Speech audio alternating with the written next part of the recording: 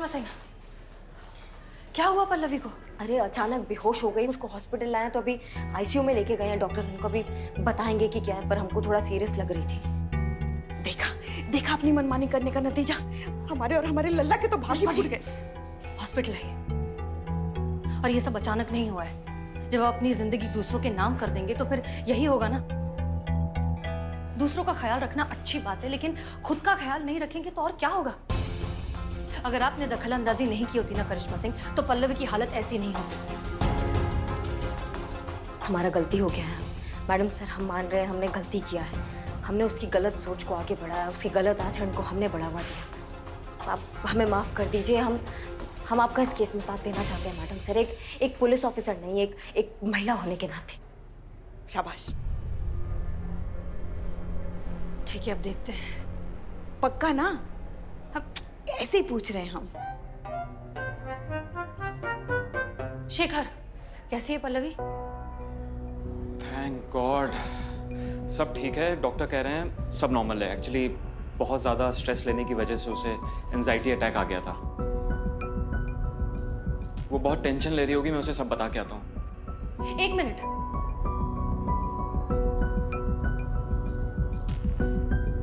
फिलहाल तुम पल्लवी को सच नहीं बताओगे, वो कहोगे जैसा हम कह रहे हैं।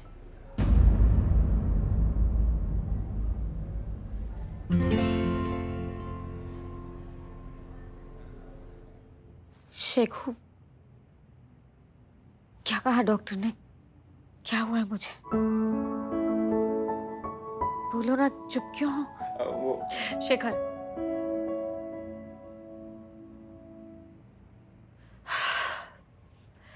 पल्लवी, किसी भी पति के लिए अपनी पत्नी से ये बात कहना बहुत मुश्किल है। इसलिए हम आपसे ये कह देते हैं कि दरअसल बात ये है कि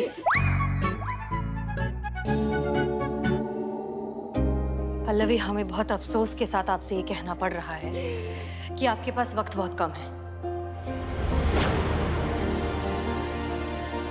आपके पास जिंदगी बहुत कम बची है। I am so sorry.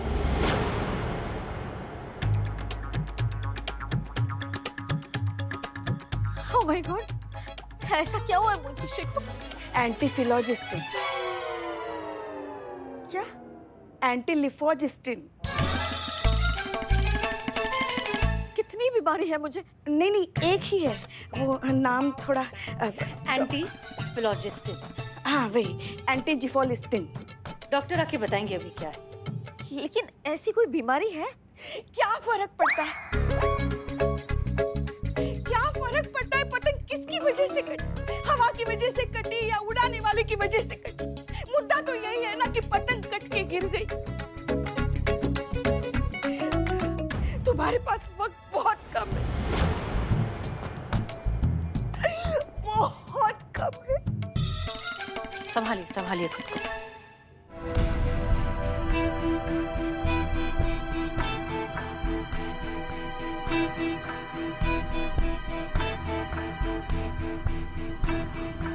अब कहा?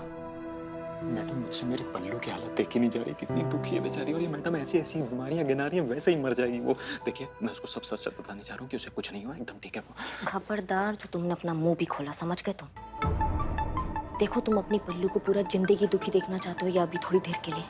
क्योंकि जैसे चल रहा है ना, अगर ऐसे चलता रहा ना तो बहुत गड़बड़ हो जाएगा। समझ रहे हो हमारी बात को? उसकी आंखें खोलना हमारे लिए बहुत जरूरी है, इसलिए हम पर थोड़ा भरोसा रखो, हम पे विश्वास करो। बाकी तुम्हारा फैसला जो करना कर लो। ओह माय गॉड, मेरे जाने के बाद मेरे परिवार का क्या होगा? आपका, बाजी का, चिंटू का, सबका ख्याल कौन रखेगा? कमाल है पल्लवी, इतना सब हो गया और अब भी तुम उन्हीं के बारे में सोच रहे हो। अरे अब तक यही तो करती आई हो ना, शादी के बाद से लेके अब तक सिर्फ उन्हीं के बारे में तो सोचती आई हो। इस सब में पल्लवी कहाँ गई?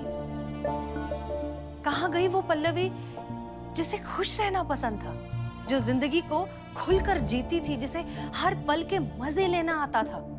देखो, हम मानते हैं कि रिश्ते कितने जरूरी होते हैं, उन्हें संभालना, उन्हें निभाना, उन्हें अच्छे से चलाना बहुत जरूरी है, लेकिन उससे कई गुना ज्यादा जरूरी है खुद से जिम्मेदारी, खुद की खुशियों की जिम्मेदारी।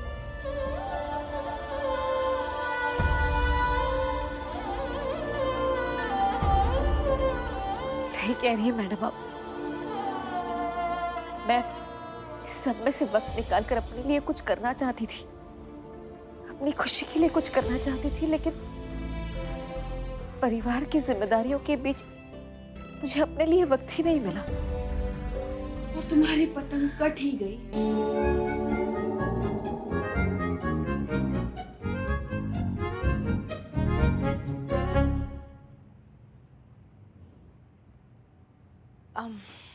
पल्लवी, अब भी कुछ नहीं बिगड़ा है, अब भी वक्त है तुम्हारे पास।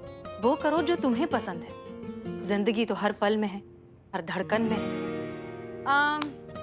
एक बात बताओ, आखिरी बार कब तुम दिल से खुश हुई थी, बिल्कुल अंदर से खुश हुई थी, जोर से खिलखिला कर हंसी थी, जैसे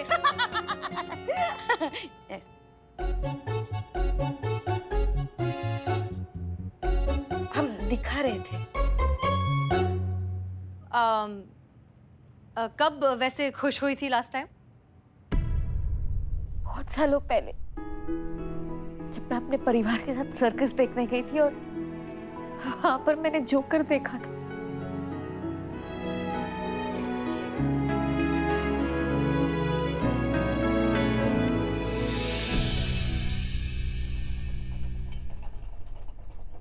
शेखू, ये कहाँ लेकर आए हो?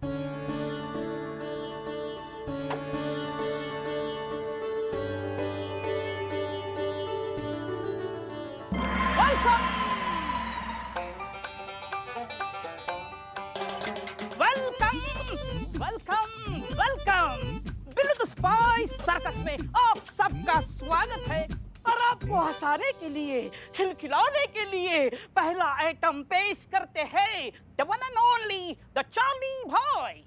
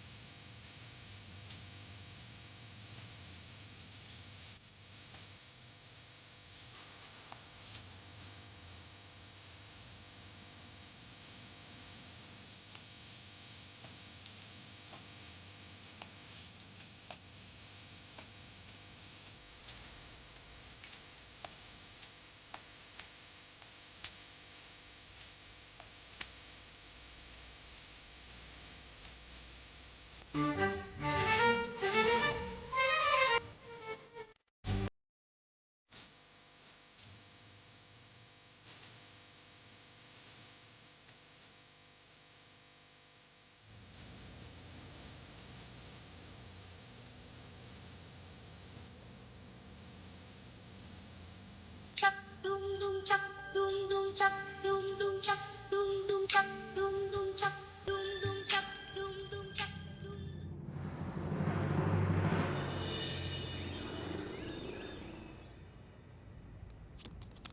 मॉर्निंग पल्लवी। अब कैसा महसूस कर रही हो? बहुत अच्छा। गुड। मुझे याद नहीं है कि आखिरी बार उस सर्कस के बाद मैं कब हंसी थी, लेकिन कल मैंने जितने भी पल जिए मुझे ऐसे लगा जैसे मैंने पूरी जिंदगी जी ली। आपने बिल्कुल सही कहा था मैडम, यही तो हूं मैं, यही तो चाहती थी मैं जिंदगी भर जिंदगी से खुश रहना। मैंने सोच लिया है अब जितनी भी जिंदगी बची है, जिंदगी का हर पल पूरी तरह से जीने की कोशिश करूंगी। गुड, हमें सुनकर अच्छा लगा। माँ, अरे चिंटू, बस दुख सिर्फ इस बात का है कि मेरे जाने के बाद मेरे परिवार का क्या होगा।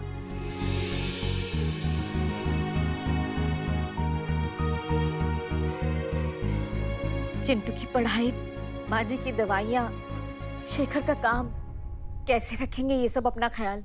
हाँ, अब तुम्हारी पतंग तो कट गई।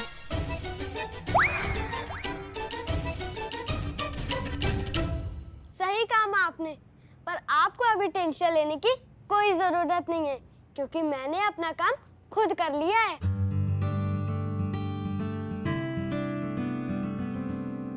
और मैंने भी अपना ब्लड प्रेशर खुद चेक करना सीख लिया है और दवाइयाँ भी ले सकती हूँ। तुम घर पर नहीं थी तो ये सारे काम हमने खुद करना सीख लिया और बहुत अच्छा लगा। इंडिपेंडेंट बनकर चलने फिरने का मौका मिल गया तो अब जी को ही बहुत अच्छा लग रहा है। पल्लू, सारी गलती तुम्हारी है। तुमने घर की जिम्मेदारियां उठाकर हम सबको आलसी बना दिया है। वो कहते हैं ना, चलता शरीर 100 रोगों से दूर, इसलिए आज से हम सब अपना काम खुद करेंगे। हाँ माँ, हमें तो पता ही नहीं था कि अपना काम खुद करते समय हम लोग को कितना मजा आता है।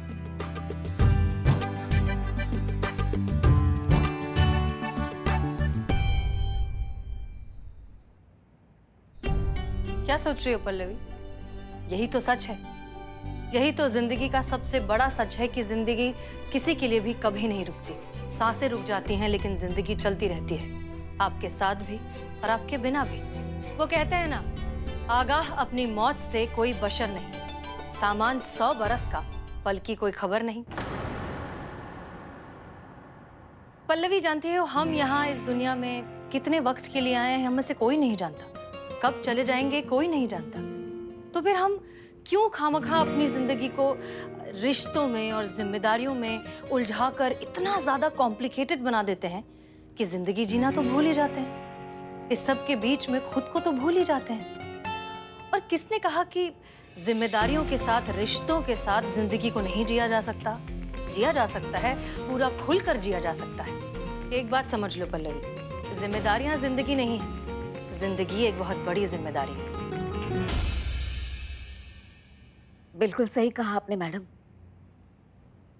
काश वक्त रहते मैं ये बात समझ पाती, लेकिन अब क्या फायदा। हाँ, तुम्हारी पतंग तो कट गई।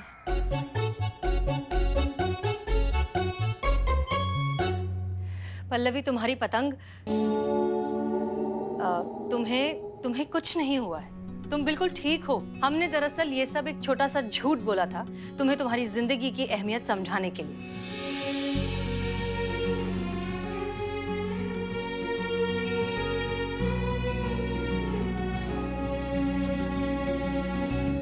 पता है पल्लवी जी, दुनिया की हर एक औरत ना सुपर वुमन होती है। सुपर पावर जो होता है ना, उन लोग में इनबिल्ट होता है। ख्याल रखना, जिम्मेदारी निभाना, प्यार, त्याग, साथ, समर्पण, ये सारा क्वालिटी ना उन लोग लेकर ही पैदा होती है। आज के बाद मैं ये याद रखूंगी कि एक माँ, एक बीवी, एक बहू और बेटी होने से पहले मैं एक इंसान हूँ, औरत हूँ, पल्लवी हूँ।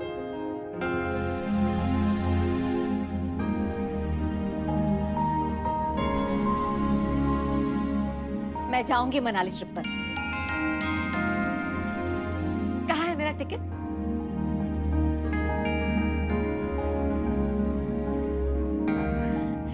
वो तो जी हमें माफ कर दीजिए, वो तो हमने आपके साथ एक नाटक किया था। सॉरी। पल्लू, मैं भेजूंगा तुम्हें मनाली, तुम्हारी सोलो ट्रिप पक्की।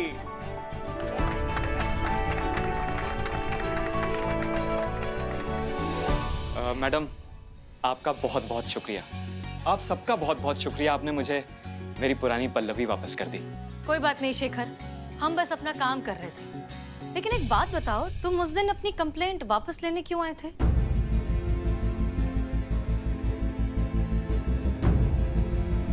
अरे घबराओ मत, आराम से बताओ। मैडम, कोई धमका रहा था मुझे।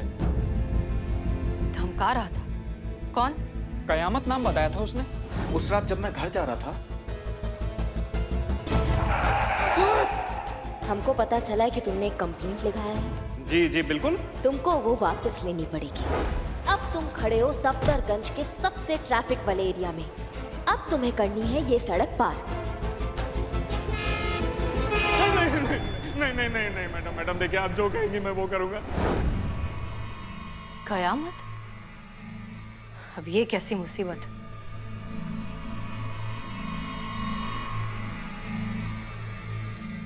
होशियार करिश्मा सिंह, अब ज्यादा सावधान रहना होगा और मैडम सर से एक कदम आगे रहना होगा।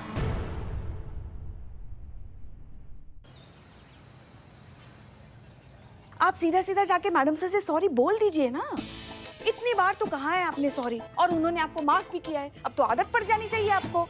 नहीं, बात बढ़ गई है पुष्पा जी, बात बड़ी है अब, इसलिए अलग टाइप की माफी मांगनी पड़ेगी हमको। आप तो जानती है मैडम सर कितना भावुक है, हमको उनको ना भावुक करना होगा ताकि वो ना इमोशनल होकर हमको माफ कर दे। समझ रही हैं आप? चीता हमारे आ गया। सॉरी मैडम, से गलती हो गया मैडम। नहीं, सॉरी हमको मांगना मैडम सर से, तुम मैडम सर बनो।